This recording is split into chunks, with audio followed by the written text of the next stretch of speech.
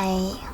In front of me is Xiaomi Redmi Note 10 Lite, and today I would like to show you how you can switch on or off auto rotation on this device.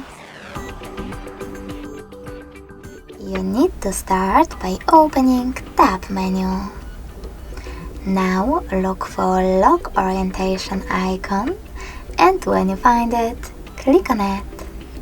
As you can see, mine is blue.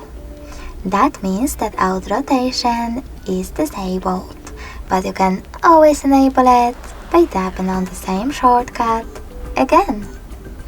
If you want to, you can always go into settings, tap on display section and scroll down.